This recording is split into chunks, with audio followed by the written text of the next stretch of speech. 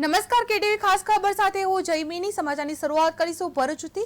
ભરૂચના આમોદના national highway number 64ની બિસ્માર હાલત સામે કોંગ્રેસના આગેવાનો રસ્તા પર ઉતરી આવ્યા છે। છેલ્લા 6 દિવસમાં અનેક અકસ્માતો સર્જાતા આજે આમોદ 4 રસ્તા ઉપર માજી ધારાસભ્ય સંજયસિંહ સોલંકી સહિતના કોંગ્રેસી આગેવાનો અને કાર્યકરો સૂત્રોચ્ચાર સાથે ચક્કાજામ કર્યો છે। પોલીસે તાત્કાલિક તમામ આગેવાનોને અટકાયત કરી મથકે લઈ જતા કોંગ્રેસ દ્વારા વિરોધ ઉગ્ર બનાવાયો છે। આમોદ તાલુકા કોંગ્રેસ પ્રમુખ નરેન્દ્ર પટેલ અને યુથ કોંગ્રેસ પ્રમુખ કેતન મકવાણાએ અનજડનો ત્યાગ કરી તાત્કાલિક રોડની કામગીરી શરૂ કરવાની માંગણી કરી છે। આ દરમિયાન નેશનલ હાઈવે ઓથોરિટી દ્વારા રોડનું કામ શરૂ થયાનું અને વધુ ડમ્પર મોકલી કામ ઝડપથી પૂરું કરવાની ખાતરી અપાઈ છે।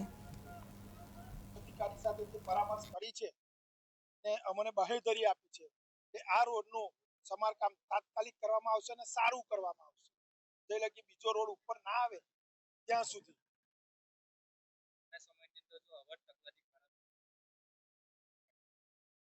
જો આવા તકલાદી ખાડા પૂરવામાં આવશે અને તકલાદી કામ કરવામાં આવશે તો આગામી સમયમાં કોંગ્રેસ સમિતિ દ્વારા આવા ને આવા આક્રમક આંદોલનો આપતા રહીશું ને આપીશું પ્રજાના હિતમાં।